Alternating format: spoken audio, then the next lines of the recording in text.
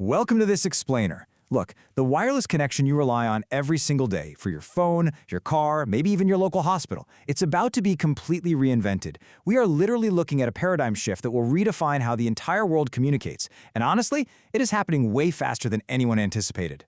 206 gigabits per second. Right now, as we speak, inside a lab in Nanjing, China, a wireless signal is moving through thin air at that jaw-dropping speed. To put that into perspective, that's enough data capacity to download every single movie on Netflix in under 10 seconds. Yeah, it's roughly 100 times faster than the 5G connection you might get on your phone on a really, really good day. And they did it wirelessly, right through the exact same air you and I are breathing. But the real shocker here isn't just the sheer speed, it's the actual hardware making it possible. We are talking about a chip smaller than your thumbnail, just 11 millimeters long.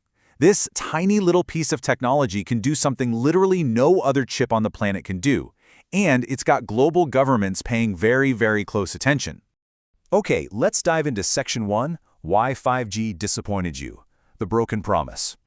So the jump to 5G was supposed to unlock this amazing sci-fi future, right? Self-driving cars talking to each other in real time, remote surgery across the country, flawlessly coordinated smart factories. But let's be real, for most of us, 5G just feels like a slightly faster 4G with a fancy new icon on our screens. So why didn't we get the future we were promised? Well, it all comes down to a fundamental rule of wireless physics, the trade-off between reach and speed. A wireless signal is really just a wave moving through the air. Think of slow waves like shouting across a football field. Your voice travels super far, it easily goes through walls, but you can only get a few words across at a time. Fast waves, on the other hand, the ones promised by 5G, are more like whispering a really long, highly detailed secret. You can transfer massive amounts of data, but the other person has to be standing right next to you. Fast waves are incredibly fragile. They get blocked by trees, scattered by a little rain, and sometimes weakened literally just by your own hand wrapping around your phone. Basically, you have to pick one, reach or speed. And the crucial point to remember here is that this is a physics problem, not a lack of effort. 4.5 million. By the end of 2025, China alone had built 4.5 million 5G towers. Guys, that is more than the rest of the entire world combined. They connected over 1 billion people to this infrastructure. But even with millions of towers in the ground, they still hit a brick wall with these physical limits.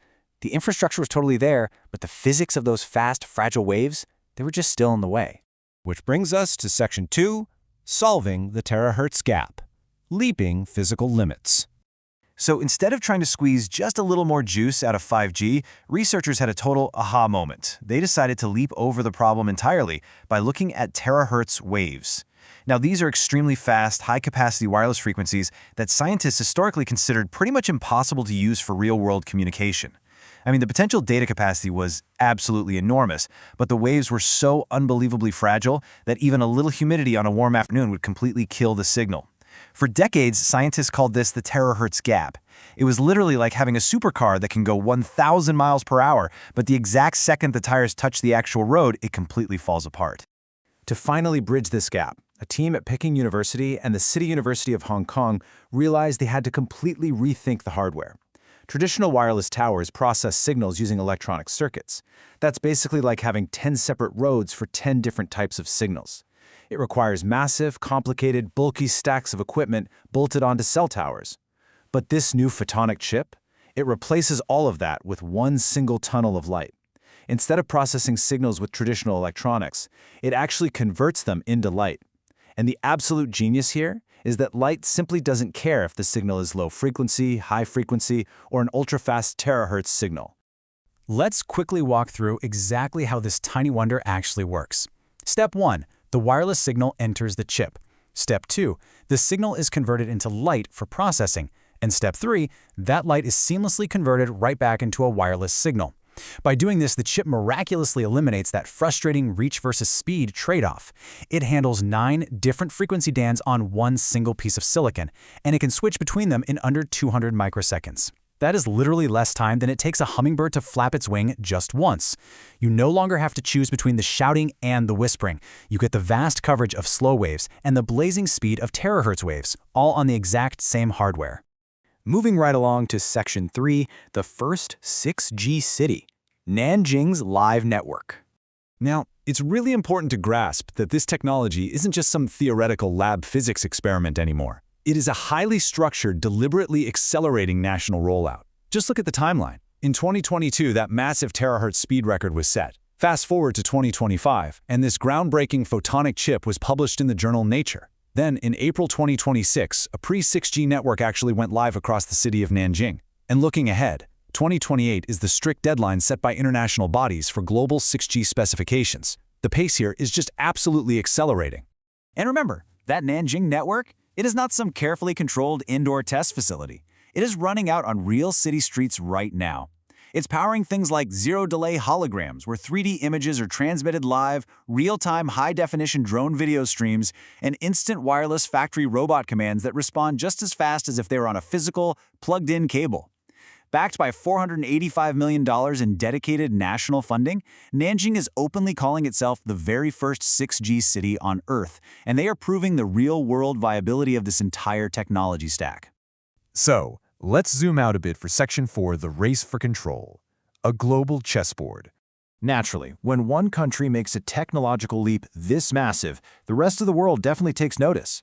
Billions of dollars are suddenly being mobilized globally by nations, terrified of falling behind in the next technological era. South Korea, which famously led the 5G charge, has committed $2.2 billion. The US and Japan, they've teamed up for a massive $4.5 billion joint initiative. Meanwhile, the European Union has poured over $100 million into various research projects. All told, total global spending on 6G research has rocketed way past $20 billion. Let me be clear, they aren't betting on a maybe. They're reacting to something they can already see happening in real time. To really understand why there is so much money on the table right now, we kind of have to look at history. Every single generation of wireless has quietly rearranged who holds power in the world. 2G was led by Europe, empowering giants like Nokia and Ericsson. Then 3G and 4G shifted power directly to America, which completely created the massive $400 billion app economy in Silicon Valley. Now, 6G is being aggressively targeted by China. The historical stakes are pretty clear. The entity that writes the technical rules inevitably controls the resulting global economic boom. And right now, in those quiet international rooms where global wireless standards actually get decided, China holds roughly 40% of all 6G patents filed anywhere in the world. That is more than the United States, Japan, Europe, and South Korea combined.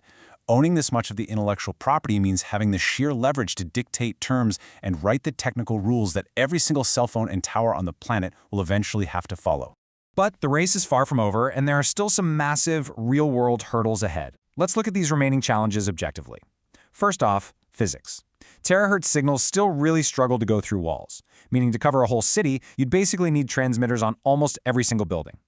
And that leads directly to the second point, massive electricity costs to run all those transmitters. Third, there is a critical global talent shortage. I mean, very few people are experts in wireless engineering, AI, and advanced material science all at the exact same time. And politically, there are major international technology bans, like the existing restrictions on Huawei equipment in the West over security concerns. Every nation is eventually going to have to navigate these incredibly complex supply chain and security divides.